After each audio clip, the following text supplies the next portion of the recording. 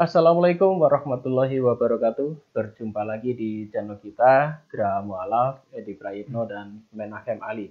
Seperti biasa setiap malam Jumat kita selalu mengadakan kajian dan alhamdulillah pada malam hari ini kita masih ditemani oleh Ustadz Menachem Ali. Assalamualaikum Ustadz. Waalaikumsalam warahmatullahi wabarakatuh. Ini meneruskan topik yang kemarin. Kalau kemarin kita sudah bahas soal istri dari Nabi Ismail. Nah, ini ada komen yang masuk ini. Ini kebetulan komennya bagus ya. Jadi ini adalah komen dari pemirsa sekalian dan sekalian kita akan menanggapi ya. Jadi ada seseorang yang bertanya, pertama mengenai Targum Jonathan yang dibacakan oleh Ustadz Menachem Ali. Setahu saya itu bukan Targum Jonathan, melainkan Targum Pseudo Jonathan atau nama aslinya Targum Yerusalmi. Sebab Targum Jonathan itu tidak menerjemahkan 5 kitab Musa. Dan Targum itu bukan berasal dari awal, nanti kita bahas yang kedua ya. Oke. Jadi yang pertama adalah ini ada pertanyaan mengenai Targum Jonathan. Silakan Bapak. Baik. Sebelum saya uraikan secara detail, sebagaimana yang tadi dijelaskan oleh Pak Edi, kita harus membahas istilah-istilah kunci yang tentu saja ini penting dipahami oleh mereka yang terutama di kalangan Muslim dan di kalangan Kristiani. Karena kalau kita bicara mengenai istilah-istilah kunci itu tidak pernah berkaitan langsung dengan tradisi Islam. Ya. Dan juga tidak berkaitan langsung dengan tradisi Kristiani. Tetapi ini ada kaitan langsung dengan tradisi Yahudi. Itulah sebabnya tadi ada kesalahpahaman ketika memahami istilah apa yang dimaksud dengan Targum Jonathan. Kenapa kemudian diistilahkan dengan sebutan Pseudo Jonathan? Kira-kira apakah Muslim paham apa maksudnya Targum Jonathan dan Targum Pseudo Jonathan? Ini sebetulnya istilah yang tentu saja bermasalah. Kenapa bermasalah? Kalau disebut Targum Pseudo Jonathan, pseudo itu arti harfiahnya palsu. Jadi secara literal, secara kebahasaan dalam bahasa Yunani, pseudo itu palsu. Pseudo, Kristo. Jadi Kristus palsu. Atau pseudo Mesia, Mesias palsu. Jadi pseudo itu arti harfiahnya palsu. Nah, sedangkan dalam tradisi Yahudi itu tidak ada istilah pseudo Jonathan. Yang ada adalah Targum Jonathan. Lengkapnya istilahnya disebut Targum Yonatan ben Uziel. Kalau sang penanya tadi bahwa yang dimaksud Targum Pseudo Yonatan itu sama dengan Targum Yerusalmi atau Targum Yerusalem, itu juga keliru. Apalagi kalau dikaitkan bahwa Targum Yonatan sama dengan Targum Yerusalmi atau Targum Yerusalem, itu juga keliru. Nah, supaya nanti kita paham, terutama yang Muslim, barangkali juga nggak paham apa itu Targum. Begini, kalau kita mengenal tarjamah, dalam bahasa Arab tarjamah itu arti harfiahnya terjemahan. Sedangkan kalau disebut Targum, itu arti harfiahnya sama dengan tarjamah. Hanya bedanya, Targum itu bahasa Aramaik, tarjamah itu bahasa Arab. Jadi kalau begitu, istilah Targum dan tarjamah itu sama. Arti harfiahnya terjemahan atau translation. Nah, kalau kita sebut istilah Targum, itu berarti terjemahan kitab suci dalam bahasa Aramaik. Itu yang disebut Targum secara umum. Tapi bukan berarti harus bahasa Aramaik. Karena ada juga Targum yang disebut Targum Arabit, yakni Targum dalam bahasa atau versi bahasa Arab. Misalnya Targum Sa'adiyah Gaon. Itu Taurat yang diterjemahkan ke dalam bahasa Arab tapi dengan huruf Ibrani. Maka disebut Targum Aravit atau Targum versi bahasa Arab yang kemudian disandarkan pada nama Saadia Gaon atau Rabai Saadia Gaon. Sedangkan Targum yang versi bahasa Aramaik, bukan Arabik ya, Aramaik, itu ada 3. 1 Targum Enkelos, 2 Targum Yonatan, 3 Targum Yerusalmi. Jadi Targum Yonatan dan Targum Yerusalmi itu dibedakan. Nah, saya tunjukkan sekarang. Kita ambil contoh yang paling sederhana. Ini ada Targum yang disebut Targum Yerusalmi. Atau bahasa Inggrisnya Targum Yerusalem. Jadi the first 5 books of the Bible. Jadi ini adalah terjemahan dalam bahasa Inggris berasal dari Targum Yerusalem yang aslinya dalam bahasa Aramaik, tapi 5 kitab Musa. Ini yang disebut sebagai Targum Yerusalem. Targum Yerusalem ini berbeda dengan Targum yang dimaksud dengan Targum Yonatan ben Uziel atau Targum Yonatan. Maka di sini yang saya tunjukkan juga ada the Targums of Onkelos and Yonatan ben Uziel on the Pentateuch with the fragment of Jerusalem Targum from the Chaldean. Maksudnya ini adalah kitab Targum versi Onkelos, kemudian versi Yonatan ben Uziel, dan juga Targum yang disebut Targum Yerusalem.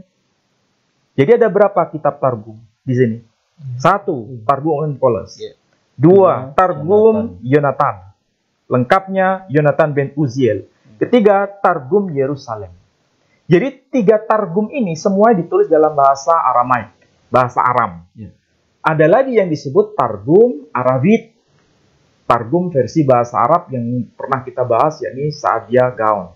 Jadi kalau begitu, pertanyaan tadi bahwa yang saya baca dulu itu adalah Targum Pseudo Yonatan, nama aslinya Targum Yerusalmi. Itu adalah pernyataan yang tidak tepat. Karena dalam tradisi Yahudi nggak ada yang disebut Targum Pseudo Yonatan itu. Nggak ada. Targum Pseudo Yonatan itu memang tidak pernah dipakai dalam tradisi Yahudi. Yang adanya hanyalah Targum Yonatan itu saja. Dan Targum Yonatan itu berbeda dengan Targum Yerusalem. Makanya di sini kalau kita lihat versi bahasa aslinya, ini kitab yang dipelajari dalam tradisi Yahudi, ya. Ada yang disebut sebagai teks Torah misalnya. Ini kitab, misalnya kitab Bereshit. Kitab Bereshit, itu kan bahasa Ibrani.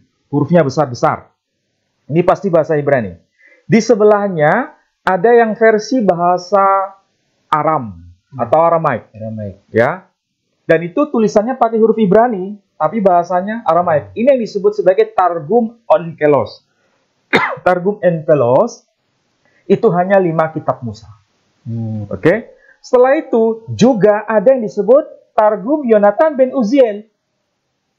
Ini juga bahasa Aramaik. Bukan disebut Pseudo Yonatan, tapi langsung disebut Yonatan ben Uziel. Iya kan? Yonatan ben Uziel. Ini bahasa Aramaik. Sekaligus juga ada Targum Yerusalmi, maka disebut Yerusalmi. Ini Targum Yerusalmi. Jadi ada 3 Targum. Targum Yonatan, Targum Onkelos, Targum Yonatan bin Uziel, dan Targum Yerusalmi. Semuanya itu bahasa Aramaik, yang ini bahasa Ibrani.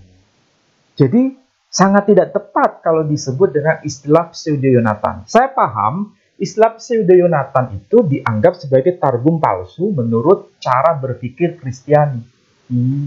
Tradisi Yahudi tidak mengenal istilah itu. Jadi yang dianggap palsu oleh saudara kita kaum Kristiani itu juga problematik. Karena nanti akan berkaitan dengan pembahasan pertanyaan yang ketiga. Oke?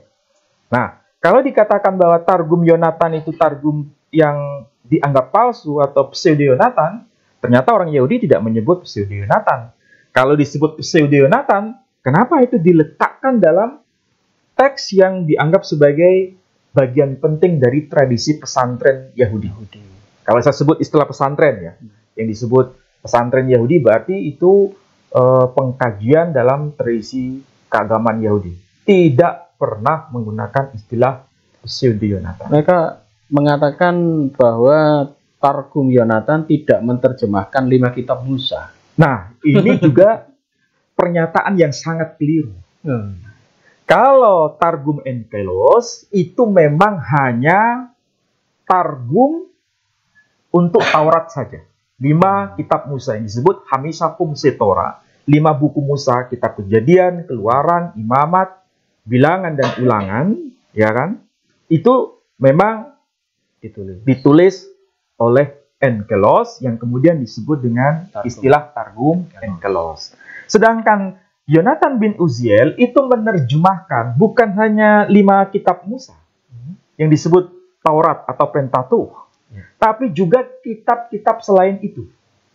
Seluruh kitab Perjanjian Lama itu dikerjakan oleh Yonatan juga.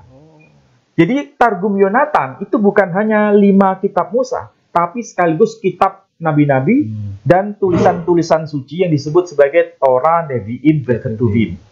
Apa buktinya? Ini saya berikan contoh. Ini adalah Mikraot Gedolot, tapi khusus Nevi'im, kitab para nabi.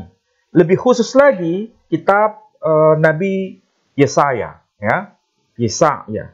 Jadi kitab Nabi Yesaya, Yesaya dalam bahasa Ibrani. Perhatikan di sini.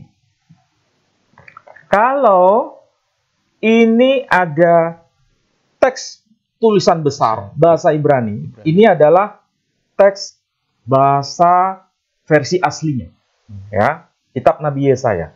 Yang sebelah kiri agak kecil-kecil ini, lihat di sini. Semua yang bisa baca tulisan Ibrani akan paham. Tertulis apa ini? Tertulis apa? Targum Yonatan. Berarti Targum Yonatan itu bukan hanya merujuk pada kitab 5 kitab saja Taurat, 5 kitab Musa, tapi juga semua kitab Perjanjian Lama itu juga ada Targum Yonatan. Kalau begitu, pertanyaan tadi bahwa Yonatan itu hanya tidak 5 kitab Musa dan bukan selain dari kitab 5 yang tadi, ya kan? Salah atau betul? Salah. Salah. Berdasarkan apa? Bukti otentik ini. Ini tradisi Yahudi. Karena di sini menggunakan sebutan apa? Yonatan. Targum Yonatan. Ya. Sama seperti kitab Taurat ini, ya. Kitab Taurat ini. Ini kan kitab Bereshit. Kitab Kejadian. Ada kan yang disebut Targum Onkelos. Oke? Hanya 5 kitab Musa. Tapi di sini juga ada Yonatan bin Uziel. Berarti Yonatan bin Uziel juga menerjemahkan tidak hanya merujuk pada 5 kitab Musa, tapi juga semua kitab Perjanjian Lama. Lebih luas lagi malah ya. Valid nggak dokumen ini? Valid, buktinya ada ini langsung. Asal ngerti bahasa Ibrani. Iya, suruh baca nanti. Bahkan di sini juga disebutkan Yerusalem. Ya. Jadi kalau tadi disebutkan Yerusalem itu disamakan dengan pseudo Yonatan, ya salah. Ya salah, karena Yonatan, Targum Yonatan berbeda dengan Targum Yerusalem. Itulah sebabnya diletakkan berdampingan. Jadi ada Targum Enkelos, ada Targum Yonatan bin Uziel, ada Targum Yerusalem. Targum Enkelos tidak identik dengan Targum Yonatan. Targum Yonatan tidak identik dengan Targum Yerusalem. Jadi siapapun yang mengatakan bahwa Targum pseudo Yonatan itu sama dengan Targum Yonatan, ini bermasalah. Apalagi yang mengatakan Targum pseudo Yonatan sama dengan Targum Yerusalem, itu juga bermasalah. Artinya yang berkata seperti itu kurang literasi. Ini sebetulnya kalau bahasa umumnya Targum itu kan menerjemahkan wali ya. Terjemahan dari kitab tanah gitu ya. Ya, terjemahan kitab tanah, kitab para nabi dan kitab tulisan-tulisan suci yang disebut Torah, Nevi'im, Ketuvim. Kalau itu diterjemahkan dalam bahasa Aramaik, maka disebut sebagai Targum. Nah, itu kalau kita lihat ternyata di aslinya itu Targum mereka tafsir itu ada banyak seperti itu. Kemudian di kitab LAI itu rujukannya pakai yang mana ya? Kalau LAI tidak merujuk pada kitab Targum, tapi mereka merujuk pada teks Perjanjian Lama versi Ibrani yang hurufnya besar-besar ini, itu pun dari tradisi Yahudi, bukan tradisi Samaria. Oh, berarti tidak pakai Targum berarti ya? Ya tentu saja tidak. Makanya kalau kita lihat Alkitab atau Bible dalam versi bahasa Indonesia, itu terjemahan dari versi yang Ibrani langsung. Tidak merujuk pada Targum Enkelos, tidak merujuk pada Targum Yonatan bin Uziel, juga tidak merujuk pada Targum Yerusalem, juga tidak merujuk ke Taurat apa itu? Juga tidak merujuk pada kitab Taurat Yahudi, Taurat versi Samaria. Iya. Kemudian pertanyaan yang kedua, dan Targum itu berasal dari abad awal Masehi atau sebelumnya. Banyak pakar yang menyebutkan jika Targum tersebut berasal dari abad belasan Masehi. Oh, maksudnya Targum, kitab-kitab Targum itu bukan berasal dari abad awal Masehi, tapi itu baru muncul abad belasan Masehi. Iya. Kalau belasan Masehi berarti era setelah Islam. Iya. Islam itu kan abad ke-7 Masehi. Maksudnya Al-Quran diturunkan dalam konteks ini risalah Nabi Shallallahu Alaihi Wasallam abad ke-7 Masehi. Berarti kalau Targum dikatakan abad belasan Masehi, berarti setelah Islam dan Al-Quran, setelah Quran diturunkan, begitu maksudnya kan? Nah, apakah pernyataan itu betul atau salah? Iya, gimana ini? Pernyataan itu adalah pernyataan yang sangat-sangat salah. Kok bisa begitu? Kenapa kan? Nah, perlu dijawab lah itu. Harus dijawab. Gini,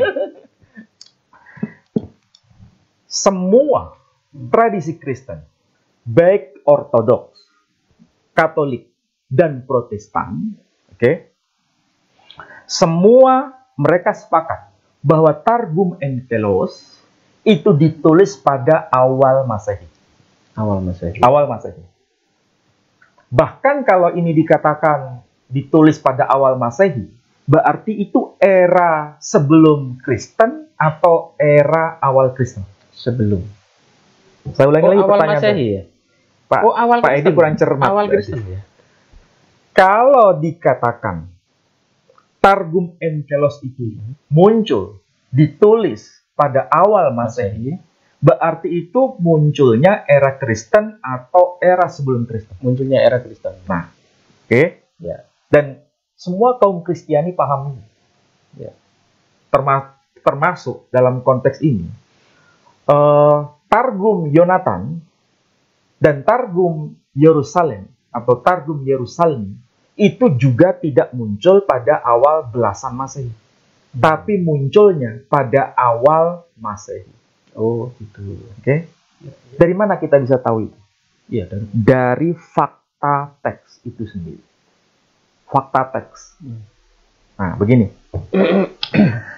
Saya ambil contoh, silakan Pak Edi buka kitab Perjanjian Baru, surat Paulus kepada jemaat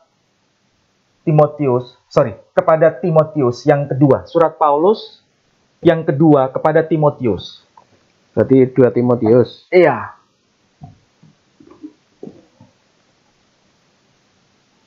Dua Timotius pasal yang ke-3, pasal 3 ayat yang ke-8. Sama seperti Yanes dan Yambres menentang Musa, demikian juga mereka menentang kebenaran. Akal mereka bobrok dan iman mereka tidak tahan uji. Kalau saya tanya kepada Pak Edi, 2 Timotius itu surat Petrus atau surat Paulus? Paulus ini. Saya ulangi lagi. 2 Timotius itu surat Rasul Paulus atau surat Rasul Petrus atau surat Rasul Yohanes? Paulus ya. Paulus. Pak Edi katanya ragu ini. 2 Timotius. Itu kan surat Paulus kepada jemaat di Timotius. Nah, bukan surat Paulus kepada jemaat di Timotius. Oh, bukan. Surat Paulus kepada Timotius. Oh, bukan nama kota ini. Bukan. Nama orang ya. Pak Edi udah lupa. Jadi surat Paulus itu banyak, Pak Edi. Ada surat Paulus kepada jemaat di Galatia. Ada surat Paulus kepada jemaat di Roma. Ada surat Paulus kepada jemaat di Korintus. Ada surat Paulus kepada jemaat di tempat-tempat lain. Efesus dan lain sebagainya. Tesalonika. Nah, ada juga surat Paulus kepada pribadi. Misalnya, surat Paulus kepada Timotius. Surat Paulus kepada Titus, surat Paulus kepada Filemon. Nah, ini surat Paulus kepada Timotius, tapi surat Paulus kepada Timotius surat yang kedua. Makanya disebut 2 Timotius. Pasal yang ketiga, ayat yang ke-8, itu disebutkan ada nama penting di situ. Siapa nama yang muncul di situ? Sama seperti Yanes dan Yambres menentang Musa. Demikian juga mereka menentang kebenaran. Akal mereka bobrok, iman mereka tidak tahan uji. Nah, Yanes dan Yambres. Pak Edi harus paham, 2 nama ini menjadi kata kunci. Ada 2 sosok yang bernama Yanes dan Yambres.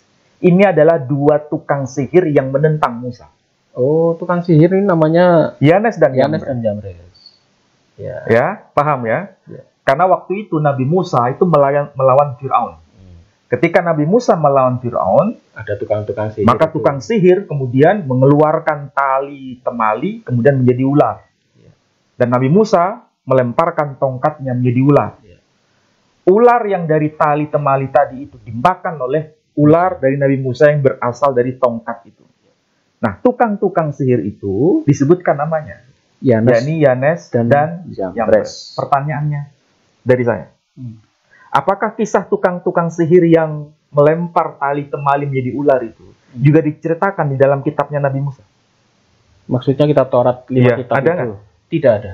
Loh, saya tanya, ada. Dilempar ada. Ada kan? Ada. Tapi nama tukang sihirnya ada. Tidak ada namanya. Betul? Serius? Ada. Nggak ada. Nggak ada. Nggak ada. Iya. Pertanyaannya, kenapa Paulus kok bisa menyebutkan 2 nama itu? Oh iya. Dari mana dia tahu informasinya? Iya. Dari mana dia tahu? Ya, dari mana? Saya tidak tahu. Dari mana tahu? Ternyata Paulus itu hidup pada abad keberapa? Awal Masehi. Awal Masehi. Ya. Jadi dia hidup pada awal Masehi. Dia tahu nama Yanes dan Yambres. Itu kan tidak tiba-tiba muncul dari wahyu Tuhan. Iya. Dia pasti pernah baca ya. Pernah membaca. Pernah berinteraksi. Karena Paulus ini pernah bersinggungan. Paulus ini muridnya imam besar Gamaliel. Ya. Jadi dia belajar kitab-kitab itu pasti. Iya. Tapi masalahnya di dalam kitab Taurat tidak disebutkan namanya. Tidak disebutkan. Lalu dari mana Paulus itu, Rasul Paulus bisa paham nama Yanes Yambres itu asalnya itu berasal dari dokumen apa? Ternyata jawabannya sederhana. Itu nama sudah muncul di dalam Targum Yonatan. Oh, berarti Paulus membaca kitab Targum Yonatan. Ya tentu saja membaca kitab Targum Yonatan. Kalau Targum Yonatan tidak dibaca, dari dokumen apa lagi selain Targum Yonatan? Tidak ada dokumen lain ya. Karena Targum Yonatan itu yang merekam nama itu. Oh, merekam nama Yanes Yambres itu hanya di dalam Targum Yonatan. Saat menceritakan Taurat itu, kisah Nabi Musa, dia menambah atau catatan ya. Berarti Targum Yonatan itu sudah eksis sebelum Paulus menjadi seorang rasul pada masa awal Masehi. Jadi kalau begitu yang mengatakan Targum Yonatan itu baru ditulis pada abad belasan Masehi, salah atau benar? Salah. Soalnya Paulus sudah membaca ini. Nah, sekarang kita tunjukkan bukti. Betul nggak bahwa Targum Yonatan telah menulis nama Yanes dan Yambres? Iya. Di dalam kitab Mikraot Gedolot Hamisakum Setora, ini khususnya dalam kitab Bamidbar, ya. Ini berkaitan dengan 2 tokoh tukang sihir, ya. pada zaman Nabi Musa, dan kemudian dikisahkan kembali di dalam kitab Targum Yonatan ini, menyebutkan nama tokoh tersebut. Dan memang secara langsung menyebutkan nama itu. Di mana? Dalam kitab Sefer Bemidbar. Sefer Bemidbar. Tahu Pak Edi? Sefer Bemidbar itu kitab apa? Keluaran, bukan? Hah? Bukan. Kalau Sefer Beresyit, Keluaran, ya? kitab Semot. Ayo Semot. diulang, diingat lagi. Sefer Beresyit, Semot, Sefer Beresyit, kitab Kejadian. Sefer Semot, Semot Keluaran, Sefer Wayikra, Wayikra Imamat, Sefer Bemidbar, Bemidbar Bilangan. kitab Bilangan. Cek. Kitab Bilangan pasal 22 ayat yang ke-22. Tetapi bangkitlah murka Allah ketika ia pergi, dan berdirilah malaikat Tuhan di jalan sebagai lawannya.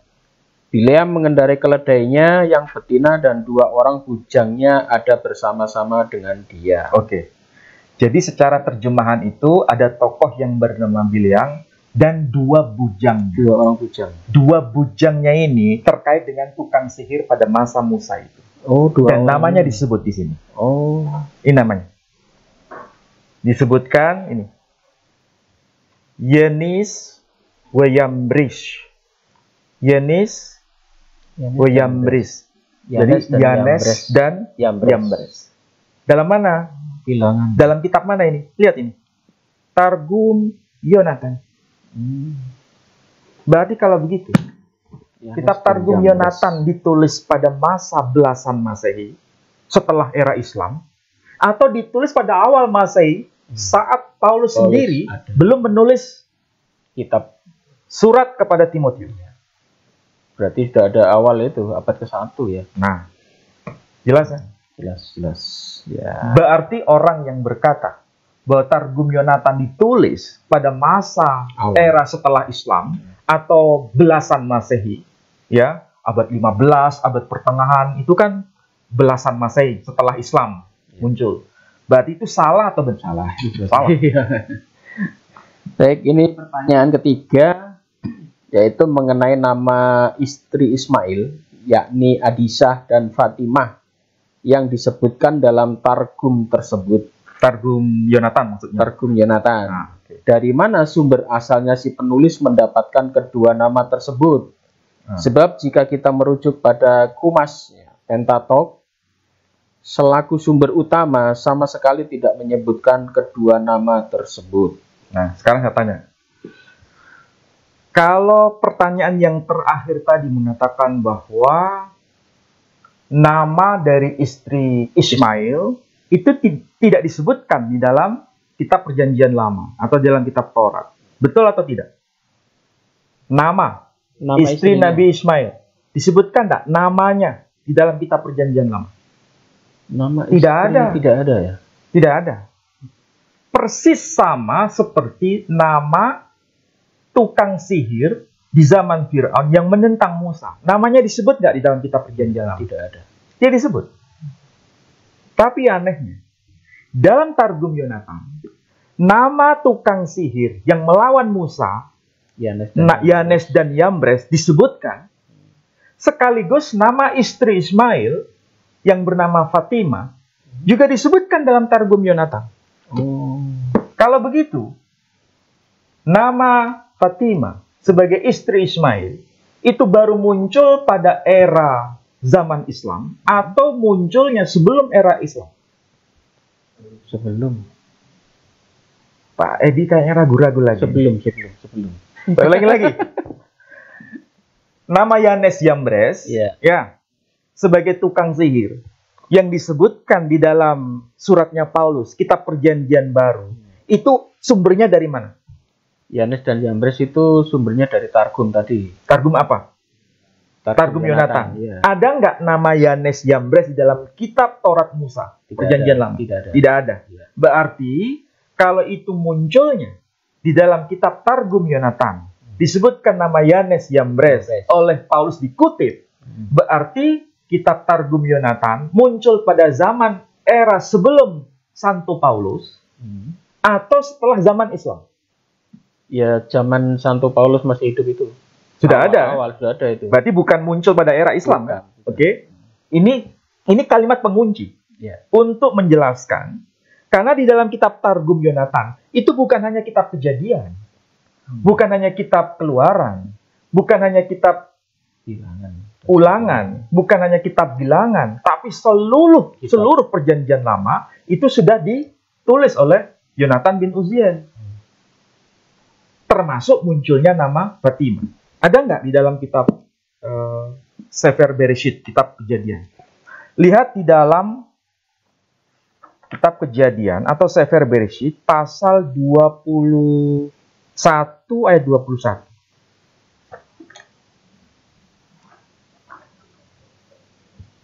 Baca terjemahannya aja dulu.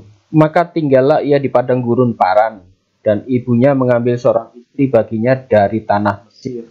Ulangi lagi Pak, ini pelan-pelan. Maka tinggallah ia di padang gurun Paran, dan ibunya mengambil seorang istri baginya dari tanah Mesir. Saya ulangi lagi. Ini kajian filologi Pak ini. Kajian filologi itu menakutkan banyak orang. Karena apa? Harus konsisten. Ketika ini mengatakan A, di sini harus A. Kalau di sini mengatakan B, di sini harus B. Tidak boleh orang berkata di sini A, di sini jadi B. Ini cara berpikir yang tidak konsisten. Dan basisnya apa? Manuskrip. Basisnya apa? Dokumen. Paham ya? Paham. Nah, sekarang Pak Edi jangan terlalu tegang. Tegang ya. Ya, ini saya tunjukkan yang teks aslinya. Ya, 21 ya. Wa Yosef bemidbar Paran. Wa tikahlo immo isya me'eretz Mitzrayim. Kalau diterjemahkan, wa Yosef, dan dia tinggal. Dia di sini yang dimaksud Ismail. Wa Yosef, dan dia tinggal. Bemidbar, di padang gurun Paran, ya, di padang gurun Paran. Wetikahlo, dan telah mengambil untuknya. Siapa yang telah mengambil untuknya? Immo, ibunya. Maksudnya tahu? Ibunya telah mengambil baginya. Bagi siapa? Bagi Ismail. Wetikahlo, dan dia telah mengambil baginya. Siapa? Immo, ibunya itu telah mengambil baginya, yakni bagi Ismail. Apa? Isya, seorang perempuan. Seorang perempuan, bukan dua orang ya. Ibunya telah mengambil baginya seorang perempuan. Me'eretz Mitzrayim, seorang perempuan dari tanah Mesir. Oke, ini kalimat kunci bahwa ibunya telah mengambil satu orang perempuan dari tanah Mesir. Sedangkan di sini ada yang disebut Targum Yonatan ben Uziel. Juga ada Targum Yerusalmi. Jadi Targum Yerusalmi berbeda dengan Targum Yonatan ben Uziel. Di sini ada penjelasan dalam bahasa Aram. Kemudian di sini disebutkan. Ini bisa disut. Oke, jelas ya. Wayatif bemidbara Paran. Wayatif, dan dia tinggal bemidbara, di padang gurun Deparan. Ya, padang gurun Baran. Unesif itate et Adisha. Kemudian dia mengambil seorang perempuan yang bernama Adisha. Dia di sini yang mengambil siapa? Ismail. Mengambil perempuan bernama menjadi istri yang namanya adalah Adisha. Kemudian di sini ada penjelasan. Lah imma et Fatimah. Jadi kemudian ibunya, yakni siapa? Hagar, mengambil baginya, maksudnya untuk Ismail, seorang perempuan lain yang bernama siapa? Fatimah di sini. Fatimah. Jadi ini maksudnya begini. Ismail pada awalnya itu mengambil perempuan. Namanya Adisha. Tapi oleh abahnya, yakni Abraham, Nabi Ibrahim. disuruh menceraikan. Diganti. Karena dia tidak taat kepada Abraham itu sendiri. Dan itu diceritakan di dalam kitab Pirkei de Rav Eliezer. Kitab tafsir tertua dalam tradisi Yahudi, abad pertama Masehi. Kemudian Abraham memerintahkan untuk menikah dengan wanita lain. Nah, Hagar mengambil inisiatif atas perintah dari Ibunya. dari Ibu suaminya. dari suami. Ya, Hagar mengambil inisiatif, mengambil perempuan dari keluarganya sendiri, Dari Mesir. karena dia dari Mesir. Ya, kemudian disitulah dia mengambil tokoh perempuan dari keluarga Hagar sendiri yang bernama Fatimah. Jadi kalau begitu, nama Fatimah itu muncul pada masa Islam atau muncul sebelum zaman Islam? Sebelum zaman Islam. Apa buktinya?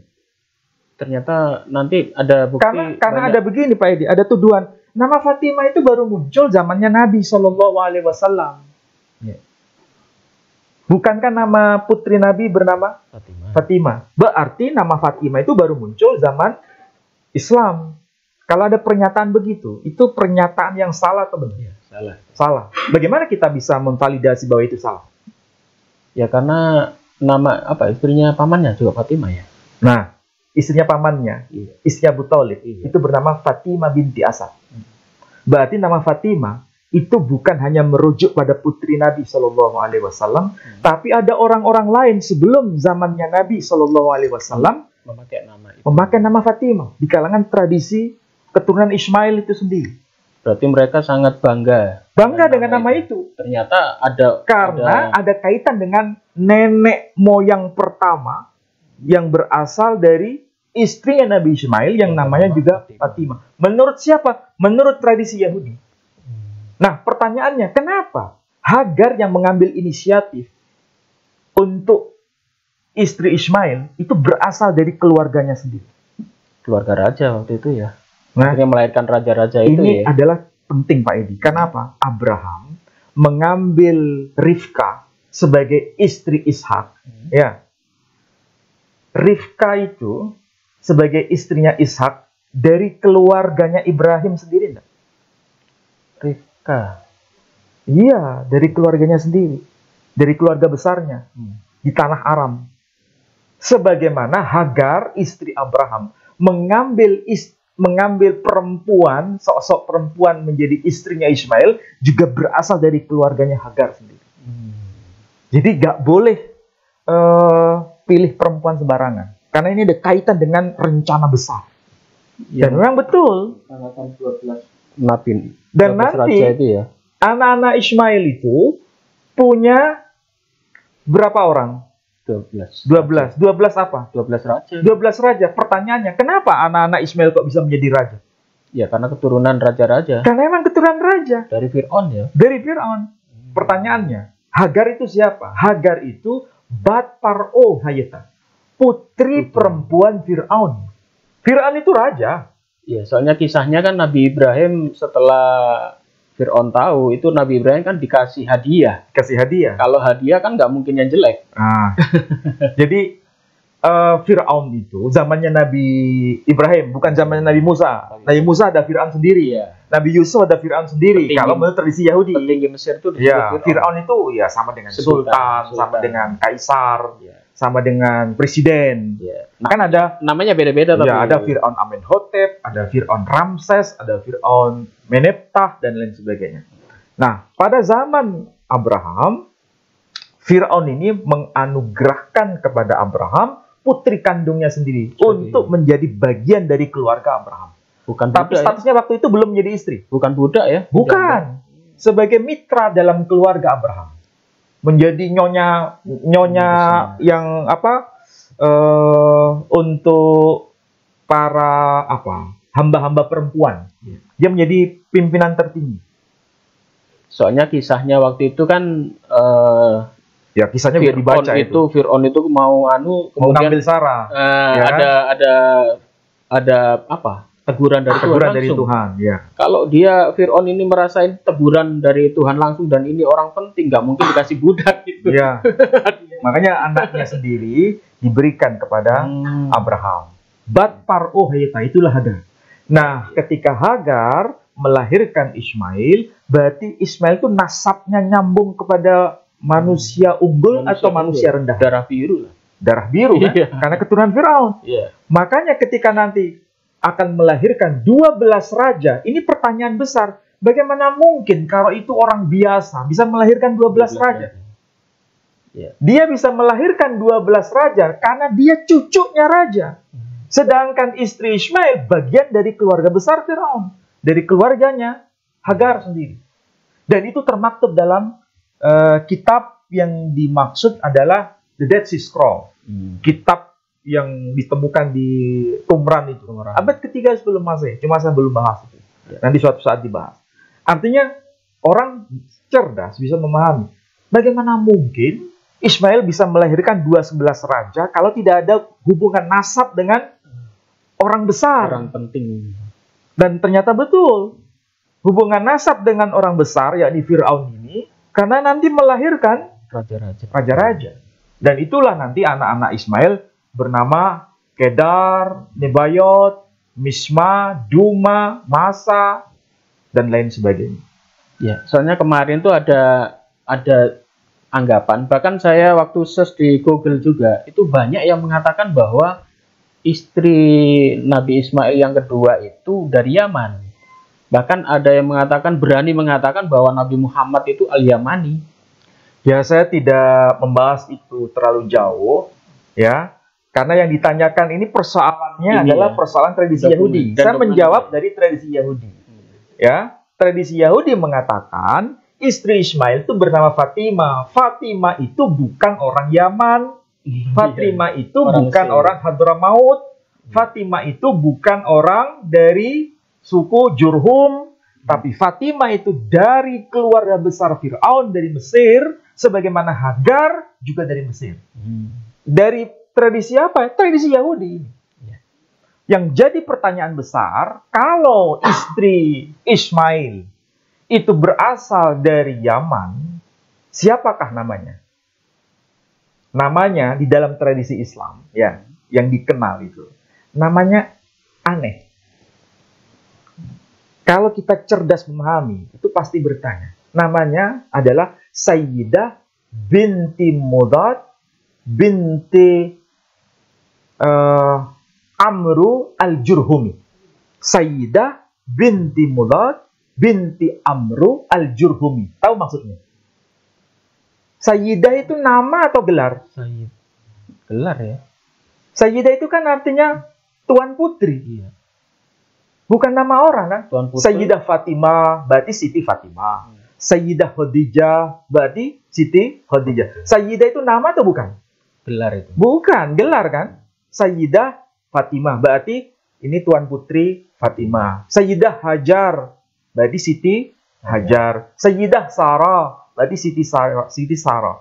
Yang kalau disebut Al-Yamani tadi, Al-Jurhumi tadi, namanya disebutkan itu Sayyidah binti siapa? Mudad binti Amru al-Jurhumi. Apakah ini nama? Gak ada namanya. Gak ada nama, nggak jelas. Iya. Kalau kita berpikir kritis, pasti bertanya, berarti ini ada namanya tapi nggak disebutkan. Kenapa nggak disebut? Nggak disebutkan, karena ini nggak valid data ini. Ada lagi yang bertanya gini, Ustaz. Kenapa Pak Ali untuk membahas istri Nabi Ismail ini kok mengacu pada buku Yahudi tetapi tidak mengacu pada kitab-kitab Islam? Oke, sekarang kalau mengacu pada kitab-kitab Islam, itu dokumen abad keberapa? Abad ke-7. Abad ke-7? Belasan nanti malah. Nggak mungkin. Belum Ibnu Katsir hidup pada abad keberapa? Belasan. Islam abad ke-7. Dokumen yang sangat-sangat belakangan dan sumbernya nggak jelas. Ya. Sedangkan dokumen yang lebih kuno bahkan mengacu pada Dead Sea Scroll menyebutkan nama Fatimah. Artinya Fatimah itu apakah berasal dari bahasa Arab? Iya. Bukan. Bukan berasal dari bahasa Arab. Kalau berasal dari bahasa Arab, kenapa dalam bahasa Ibrani dokumen era pra-Islam sudah menyebutkan nama Fatimah? Memang tidak disebut Fatimah. Fatimah. Iya. Iya. Bahkan kalau kita mau merujuk nama ini, ya, itu kita bisa mengacu juga dokumen Herodotus. Herodotus, sejarawan Yunani yang hidup pada abad ke-5 sebelum Masehi, menyebutkan seorang putri dari Mesir yang menyebutkan nama Pretima. Itu satu versi. Yang satu lagi versi menyebut Fatimah. 5 sebelum Masehi. 5 sebelum Masehi. Berarti nama ini sangat populer sebagai nama agung, nama yang mulia dari tradisi Mesir. Bukan dari tradisi Jurhum, bukan dari tradisi Yamani. Iya. Sekarang kalau kita mau jujur, lebih bangga mana kita? Menyebut istri Nabi Ismail dari keluarga besar Hajar, Sayyidah Hajar, dari keluarga Fir'aun, dari keluarga Al-Yamani, Al-Jurhumi. Yang belum jelas tadi namanya siapa ya? Yang tidak jelas siapa namanya. Iya. Saya ingin bukti siapa namanya istri Nabi Ismail yang melahirkan 12 raja tadi itu, ya. 12 raja loh, 12 bukan raja. 12 orang biasa. Kecil, ya. 12 raja yang nama perempuannya disebutkan. Paling banter. Apa istilahnya paling banter? Paling top markotopnya. Hanya disebutkan Sayyidah binti Mudad binti Amru al-Jurhumi. Kalau diterjemahkan, seorang perempuan, anaknya Mudad, anaknya Amru, orang Jurhum. Siapa perempuan ini? Nggak jelas namanya. Pak Edi kalau mau milih, nama yang jelas atau nama yang nggak jelas? Iya. Meskipun itu dokumen dari Yahudi ya, karena abad pertama. Sekalipun dokumen Yahudi yang tidak sepaham dengan kita. Tapi orang Yahudi itu memuliakan Sayyidah Hajar atau menyudutkan Sayyidah Hajar. Memuliakan istri Ismail yang disebut Fatimah atau justru menjelekkan sang tokoh ini. Sangat membaikan gitu. Bicara dokumen itu, semua harus berbasis pada data yang lebih akurat. Dan yang kedua, dokumen itu tidak hanya dokumen sepihak. Harus ada dokumen pembanding. Eksternal ya. Eksternal. Kalau bukan hanya berdasar pada satu manuskrip, tapi juga manuskrip yang lain. Ternyata bukan hanya di dalam kitab Targum Yonatan bin Uziel nama Fatimah itu muncul. Tapi dalam juga Pirkei de Rav Eliezer, kitab tafsir tertua yang ditulis pada abad pertama Masehi dalam tradisi Yahudi. Iya. Nanti dikira kita ini sok-sok Yahudi. Iya, bahaya ini. Ya, silakan orang boleh memilih apapun, mana yang lebih tepat. Tapi kita kan berbasis pada data yang lebih otentik. Iya. Namanya jelas, dari keluarga Sayyidah Hajar, dari keturunan Fir'aun, orang bangsawan, atau dari orang Yaman, kelompok Al-Jurhumi, yang tidak jelas siapa namanya, dan tidak jelas dokumennya. Ya. Dan sumbernya dari mana? Kitabnya juga apa? Tiba-tiba muncul nama itu. Apakah Nabi mengatakan secara langsung namanya itu? Nggak ada. Pertanyaan kita menjadi semakin, kita berpikir lebih keras. Kenapa kok disebut nama Fatimah sebagai istri Nabi Ismail? Padahal ini dokumen abad pertama Masehi. Yang Islam waktu itu belum muncul.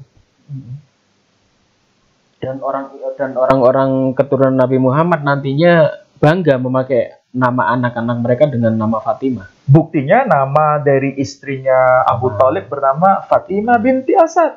Bahkan Nabi Muhammad anaknya sendiri dikasih nama. Artinya Nabi Muhammad SAW belum dilahirkan. Fatimah binti Asad sudah ada. Sebagai seorang tokoh historis, namanya Fatimah.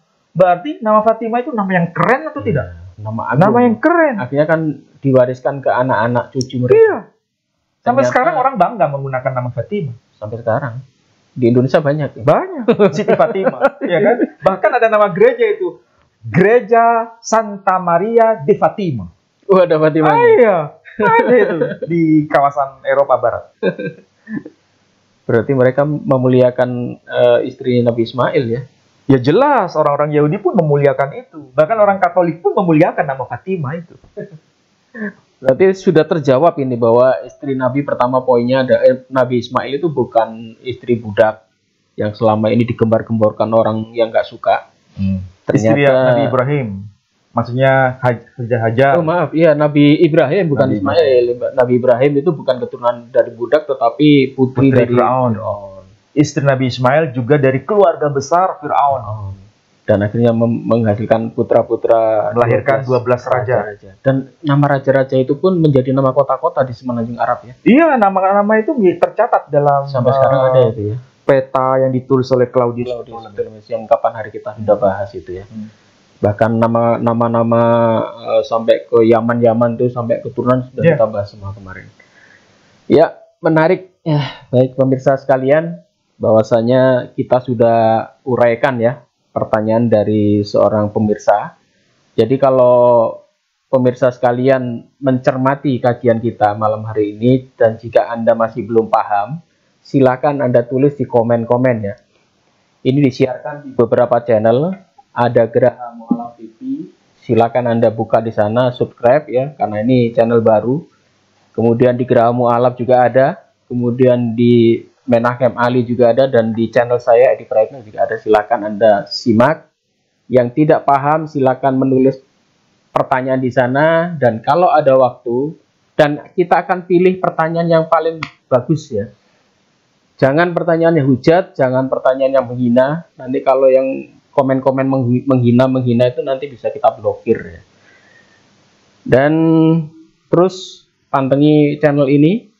Dan untuk pemirsa sekalian yang ingin mendukung perjuangan kita, Yayasan Pembina Mu'alaf atau Geraha Mu'alaf atau Yayasan Pembina Mu'alaf atau Tauhid saat ini masih terus membangun ya pondok pesantren di Wonosalam Jombang. Lagi membangun masjid juga belum selesai, pondoknya juga belum selesai. Nanti di sana juga akan membangun tempat pondok untuk para mu'alaf dan untuk para kajian-kajian. Juga untuk para mu'alaf yang ingin membutuhkan, mungkin Anda ingin bersahadat, mungkin Anda mengalami masalah yang berlokasi di Surabaya, Anda bisa hubungi nomor yang ada di bawah ini, karena kami punya tempat untuk menampung para mu'alaf yang bermasalah. Kemudian untuk menampung para mu'alaf yang ingin belajar Islam, kita siapkan gurunya di sana. Kita ada sekretariat yang akan membina para mu'alaf yang di Surabaya. Ya, silakan Anda bisa tulis yang di luar Surabaya, termasuk yang di luar-luar pulau. Kita juga punya cabang-cabang, baik itu di Kalimantan, di Papua, Irian, ya, di Makassar, di Manado. Silakan Anda tulis, mungkin Anda punya masalah, akan kita salurkan ke Yayasan Pembina Mu'alaf di daerah-daerah tersebut. Dan untuk Anda yang ingin mendukung kami, silakan donasikan kepada kami kepada nomor rekening Bank Syariah Indonesia, nomor rekening 111-888-9971 atas nama Yayasan Pembina Mu'alaf atau Tauhid Jawa Timur ya. Semua dana-dana ini akan kami pergunakan seluruhnya untuk membina para mu'alaf dan juga membangun pondok dan masjid yang kita bangun di Wonosalam Jombang. Mungkin ada closing, Ustaz? Ada dua hal yang perlu saya tegaskan, bahwa Targum Yonatan itu berbeda dengan Targum Yerusalmi. Ya. Keduanya diakui sebagai teks penting dalam tradisi Yahudi. Dan keduanya ditulis dalam bahasa Aramaik. Targum Yonatan khususnya itu tidak mungkin ditulis setelah era Islam. Apalagi ditulis pada masa belakangan, era belasan Masehi.